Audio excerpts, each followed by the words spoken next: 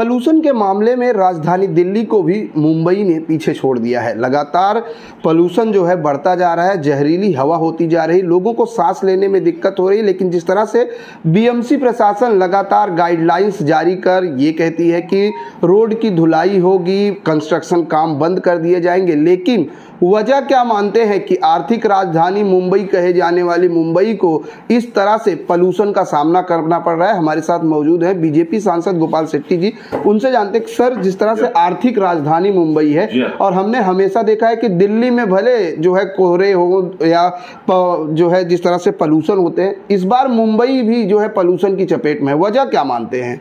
देखिए, इसकी वजह बहुत सारी हो सकती है। इसका तो साइंटिफिक रीज़न तो जो एक्सपर्ट्स लोग हैं वही निकाल पाएंगे। अभी कल म्युनिसिपल कमिश्नर चहल साहब ने कहा कि ये कंस्ट्रक्शन की वजह से नहीं है करके, और तरह तरह की बातें आती है। अभी रोड साफ करना, मुंबई जैसा शहर मैं मानता हूँ कि करे, बहुत अच्छी बात है, लेकिन ये सब चीज़ के लिए पैसे लगते हैं और ये कभी ना कभी इस प्रकार के मुद्दे अगर खड़े होते तो फिर उसमें 10 नए नए इनोवेटिव आइडिया निकाल कर टेंडर कॉन्ट्रैक्ट, फिर उसमें सारा पैसा बांटना, ये सारा होता है। मुंबई महानगर पालिका एक ऐसी महानगर पालिका है जो सरप्लस में इन दिनों में है।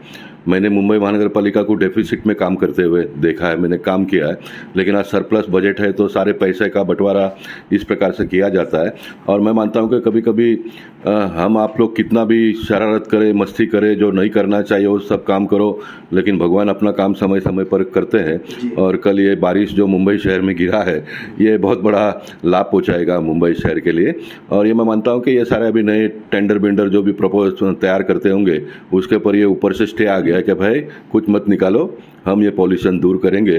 तो हम दिवाली और धनतेरस के अवसर पर सभी मुंबई शहर के लोग भगवान से प्रार्थना करेंगे तो मुझे लगता है कि सब ठीक ठाक हो जाएगा। बिल्कुल, जिस तरह से इकबाल सिंह चहल ने कहा कि कंस्ट्रक्शन जो है वो मुंबई में पॉल्यूशन नहीं फैलाया जा रहा है। पहले एक बार जो है जीआर निकाला जाता है कि 6000 से ज़्यादा कंस्ट्रक्शन हो रहे हैं, जिसकी वजह से धूल मिट्टी उड़ रही है और लोगों को दिक्कतें हो रही हैं।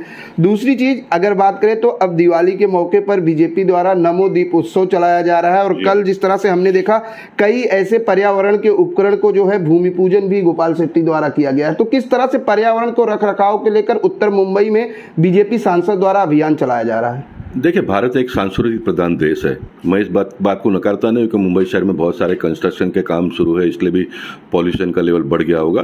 तो वो अगर है तो फिर उसका इलाज किया जा सकता है। मुंबई महानगर पालिका सक्षम है, महाराष्ट्र सरकार सक्षम है, लेकिन भारत एक सांस्कृतिक प्रधान देश है। हमने संस्कृति को पीछे छोड़कर टेक्नोलॉजी को अपनाया है, उसको भी अपनाना चाहिए। लेकिन सिर्फ टेक्निक और टेक्नोलॉजी से दुनिया और देश नहीं चलेगा, सांस्कृतिक विरासत को भी हम सबको मिलकर कायम रखना पड़ेगा। ये दीपावली है, दीपोत्सव है, तरह तरह के जो हमारे पूर्वजों ने जो हमको रीति रिवाज सिखाई है, उन सारे बातों को हमने भूलना नहीं चाहिए। भारत एक ऐसा देश है, कोरोना जैसे कार्यकाल में भी ताली बजाया, मोदी साहब ने कहा कि दिवा जलाओ, दिया जलाया, ये सब हमारे सांस्कृतिक विरासत है।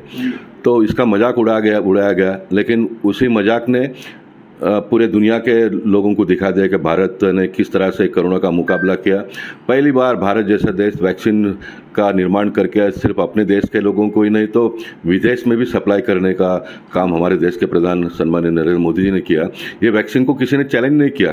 कांग्रेस और उनके जो सहयोगी पार्टी के लोग हैं उनको छोड़कर दुनिया के एक्सपर्ट लोग, WHO ने भी इसका स्वागत ही किया है, विरोध नहीं किया। तो इन सारी बातों को देश के लोग भली भांति जानते हैं और इसका रिजल्ट आने वाले दिनों में जब कभी भी जनता को मौका मिलेगा वो दे देंगे।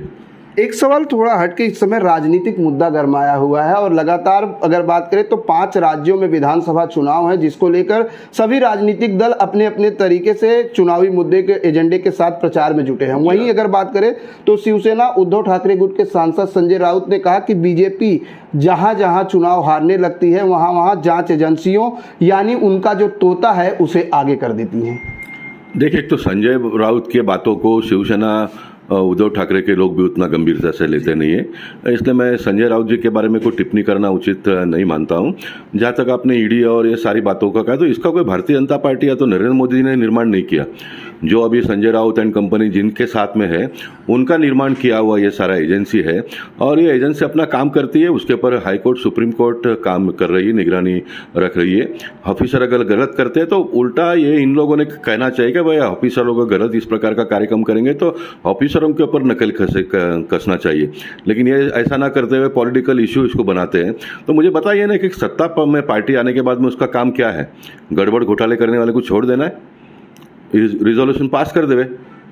संजय राउत और कांग्रेस और बाकी जितने भी उनके अलायंस के लोग हैं, एक रिजोल्यूशन पास कर लो कि दुनिया में कोई भी कितना भी गड़बड़ घोटाला भ्रष्टाचार करेगा तो सरकार ने किसी प्रकार की कार्रवाई अभी के सरकार ने भी नहीं करना चाहिए, और हम लोग आएंगे तो भी हम भी नहीं करेंगे। ऐसा एक रिजोल्यूशन पास कर दे, बात खत्म हो जाती है। इस समय महाराष्ट्र में सबसे गरमाया हुआ मुद्दा आरक्षण का है। पहले मराठा समाज, अब ओबीसी समाज और मुस्लिम समाज भी लगातार अब आरक्षण की मांग कर रहा है।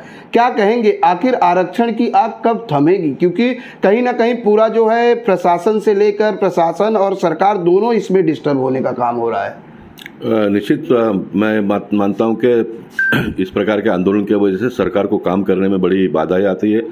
ये जलाना, तोड़फोड़ करना, देश की संपत्ति का नुकसान करना, ये कोई अच्छी बात नहीं है। लोकशाही में आंदोलन करने का अधिकार सबको है, आंदोलन करने का एक तरीका होता है और उस तरीके से आंदोलन करना चाहिए। सरकार के ऊपर आप इस प्रकार का दबाव कोई भी हो, हम भी अगर विपक्ष में थे तो हम लोगों ने भी आंदोलन बहुत सारा किया है, लेकिन इस प्रकार का आंदोलन भारतीय जनता पार्टी ने कभी भी नहीं किया है। और ये इस प्रकार का दबाव तंत्र का उपयोग करना ये कोई अच्छी बात नहीं है। सुप्रीम कोर्ट ने इसका संज्ञान लेना चाहिए, तो ये इस प्रकार के अनवांटेड आंदोलन करने वाले लोग अपने सही ढंग से उपयोग करेंगे उसका। हर तरफ दीप उत्सव मनाया जा रहा है और उत्तर मुंबई में खासकर जिस तरह से नमो दीप उत्सव की अभियान की शुरुआत है। सर, जिस तरह से नमो उत्सव दीप उत्सव बीजेपी द्वारा चलाया जा रहा है, तो उत्तर मुंबई में किस तरह से इस अभियान को बढ़ाया जा रहा है? देखो, जब नमो की बात आती है तो दिल्ली से जो भी आदेश आता है वो गली तक पहुंच जाता है। पूरे देश में एक ही मंत्र के मुताबिक काम होता है। तो जो भी आदेश दिल्ली से आया हुआ है, हम तो सांस्कृतिक प्रधान देश को मानने वाले लोग हैं, सनातन धर्म को मानने वाले लोग हैं, ये परंपरागत से हम करते हैं। लेकिन मोदी जी इसको थोड़ा और पंपिंग करके बड़े पैमाने पे हो, जो नहीं करते हैं उनको भी करने लगाते हैं। तो बहुत अच्छे शानदार ढंग से हम नमो दीपोत्सव का कार्यक्रम करेंगे। और निश्चित मेरे जैसा व्यक्ति 3 बार अयोध्या के आंदोलन में जाकर आया, 300 किलोमीटर का पदयात्रा मैंने की थी। नई जेल में मुझे मुलायम सिंह जी ने बंद किया था, भाबरी ढांचा का टूटता हुआ आंखों देखा हाल मैंने अयोध्या में बैठकर देखा है। तो मेरे जैसे कार्यकर्ता के लिए तो एक बहुत बड़ी उपलब्धि है मेरे जीवन काल में। मैं मानता हूँ मुझसे जितना भी होगा उतना मैं तो स्वयं करूंगा ही, लेकिन पूरे उत्तर मुंबई के भारतीय जनता पार्टी और नॉन भारतीय जनता पार्टी, सनातन धर्म को मानने वाले सारे लोगों को साथ में लेकर ये कार्यक्रम हम करेंगे। बाबरी मस्जिद का ढांचा टूटते हुए आपने कहा कि आंखों से देखा है, लेकिन जिस तरह से महाराष्ट्र कांग्रेस प्रदेश अध्यक्ष नाना पटोले ने कहा कि राम मंदिर के ऊपर राजनीति करना बीजेपी के लिए दुर्भाग्यपूर्ण है।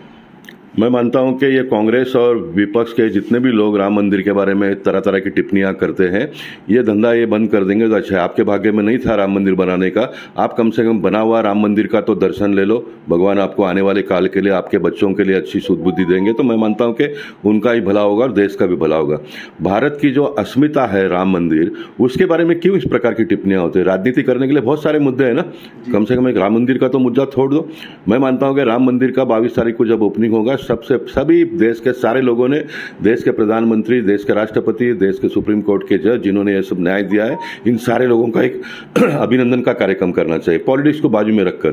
तो सारे दुनिया के लोग भारत देश को जो आज सम्मानित करते हैं उससे भी ज़्यादा सम्मानित करने का प्रयास करेंगे। एक अच्छी निगाह से देखने का काम पूरे दुनिया के लोग आने वाले दिनों में करेंगे।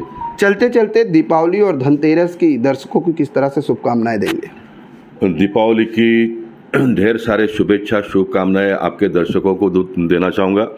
धनतेरस, धन की माया बरसे, माया कहाँ बरसे, तो मैं मानता हूँ कि केंद्र की तिजोरी में धन की माया बरसना चाहिए। जीएसटी का इनकमिंग और बढ़ना चाहिए। 1,72,000 तक हम पहुँचे हैं, आने वाले दिनों में उससे भी ज़्यादा है। जहाँ केंद्र में जितना ज़्यादा पैसा आएगा उतना राज्यों को रिटर्न मिलेगा। ये पैसे से ही सारा विकास होगा।